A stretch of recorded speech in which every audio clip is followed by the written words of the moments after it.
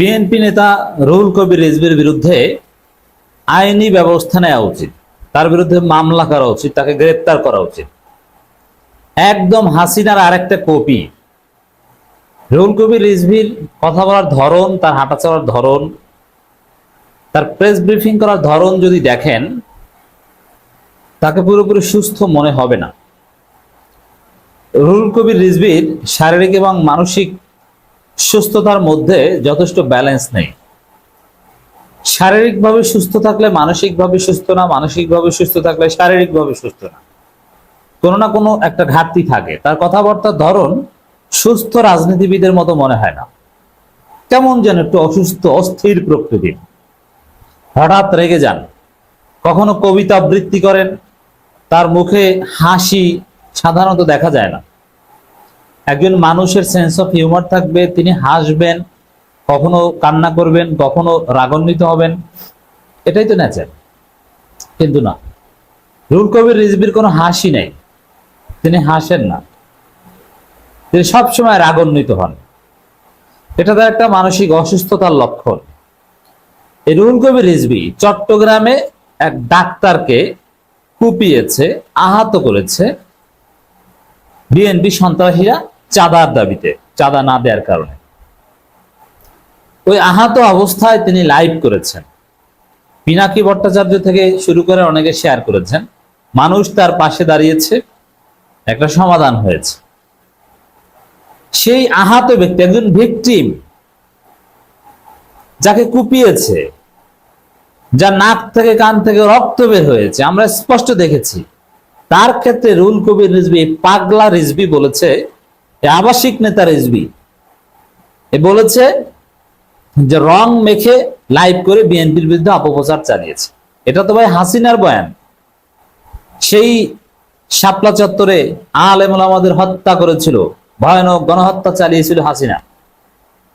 আর সে আলেম ওলামাদের সম্পর্কে বলেছিল না কিছুই হয় নাই, ওটা হুজুররা যারা রক্তাক্ত তাদের কথা বলেছে, রং মেখে শুয়েছিল।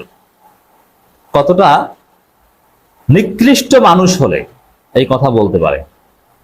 রুহুল কবির রিজভী হাসিনার সাথে পার্থক্যটা কি? একজন ডাক্তার, যে রিজভীর অসুস্থ হলে যাদের কাছে যান, রিজভীর আত্মীয় স্বজন অসুস্থ হলে যে ডাক্তারের কাছে যান, সেই ডাক্তারকে চান্দার দাবিতে কুপিয়েছে, আর রিজভী বলেন যে রং মেখে লাইভ করেছে। মানে কি দাঁড়ায় বিষয়টা?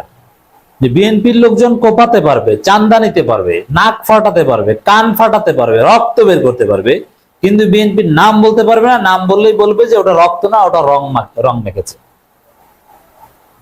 মানে এই বিষয়টা হয়তো বা এখানে হতাহতের ঘটনা ঘটেনি, রক্তাক্ত ঘটনাকে রং মাখা বলেছেন। আর হাসিনার ক্ষেত্রে যেটা জাস্ট রক্ত নিহত হয়েছে, শহীদ হয়েছে, সেটাকে রং মাখা বলেছেন। পার্থক্য এই জায়গায়, কিন্তু চেতনা এক, দুইজনের চেতনাই এক।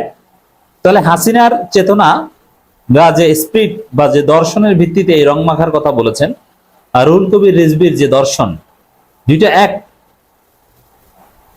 হুজুরদের কটাক্ষ করে কথা বলছেন হাসিনা, রুহুল কবির রিজভী হুজুরদের কটাক্ষ করে বলছেন একটি ধর্মভিত্তিক দল বিএনপির বিরুদ্ধে অপপ্রচার চালাচ্ছে। মানে ধর্মভিত্তিক দল, যারা ধর্ম মানে তাদের প্রতি যত ক্ষোভ, নিজে তো নামাজ পশ্চিম দিকে ফিরে পড়েন না, দেখলে হিন্দু না মুসলমান ওইটাই তো মনে হয় না। দেখেন, দাড়ি অনেকেই কাটে, মুসলমানরা যে সবাই দাড়ি রাখে সেটা না, কিন্তু দেখলেই কেমন একটু কাউডনমো একটা ভাব আছে না, এটা বরিশাল না আঞ্চলিক ভাষায় কাউডনমো, চেহারা দেখলেই বোঝা যায়। একজন মুসলমান দাড়ি না রাখলেও আপনি যদি ভালোভাবে তার দিকে তাকান, চেহারা দেখলেই বোঝা যায় যে সে মুসলমান মুসলমান একটা ভাব। কিন্তু হিন্দু যে, ওরে দেখলেই বোঝা যায় যে হিন্দু না। এটা আমি কোন সাম্প্রদায়িক কথা বলছি না।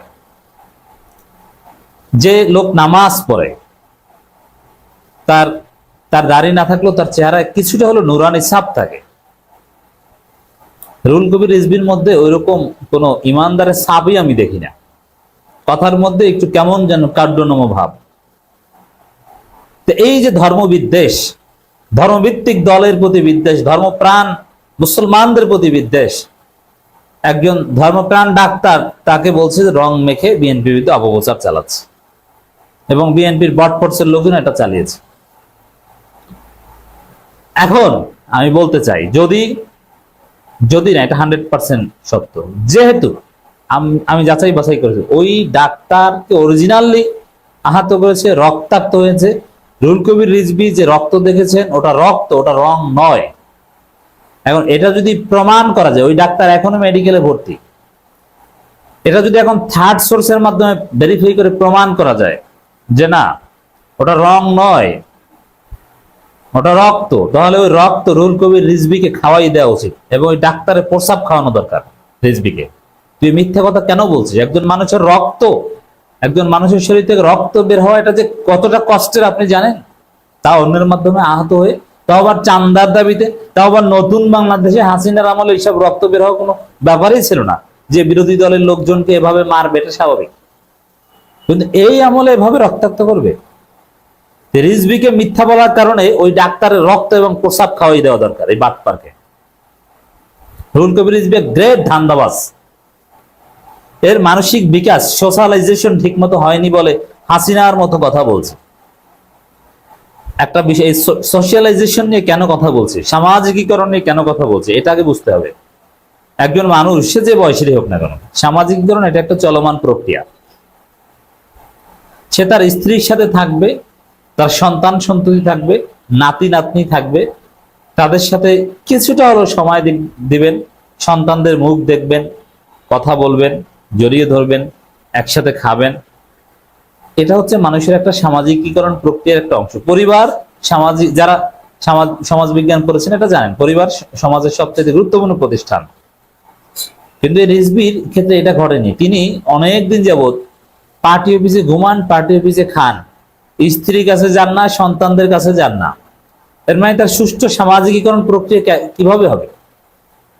জামাত ইসলামীর এক রোকনকে আমি চিনি, তার সন্তান নাই। সন্তান না থাকার কারণে একজন ডেভোটেড রোকন, স্ত্রী আছে, সন্তান হয় না, বিয়ে করেছেন অনেক বয়সে, যে কারণে তার অনেক ক্ষেত্রে সমস্যা আছে। তার আচার আচরণ, কোড অফ কন্ডাক্ট, মুআমালাত অনেক ক্ষেত্রে কিছুটা দুর্বলতা অন্যদের চাইতে। তো এটা নিয়ে একটু গবেষণা হলো, স্থানীয় নেতৃবৃন্দ গবেষণা করলেন যে কারণটা কি, তার মতো ভালো লোক, উচ্চশিক্ষিত লোক, এই অবস্থাটা কেন? পিওর ইমানদার লোক, তার ইমানে কোনো ঘাটতি নেই, আমল আখলাক নফল ইবাদত সবার চেয়ে গিয়ে, কিন্তু তারপর তার আচার আচরণ মুআমালাতে ঘাটতি, ইসলামের ছাপের অভাব, কৃপণতা আছে। একজন মুমিন তো কৃপণ হতে পারে না। পরে গবেষণায় যেটা বের হয়ে আসলো, বা সবাই যেটা সিদ্ধান্তে আসলো, যে আসলে তার সন্তান নাই, এ কারণে তার সামাজিকীকরণটা ভালোভাবে হয়নি। রুহুল কবির রিজভীর তো সন্তান নাই, স্ত্রী নাই, মানে থেকেও নাই, তাদের সাথে থাকেন না, ঘুমান অফিসে মাসের পর মাস, কোন নির্দিষ্ট চাকরি, কাজ, ব্যবসা বাণিজ্য করেন না।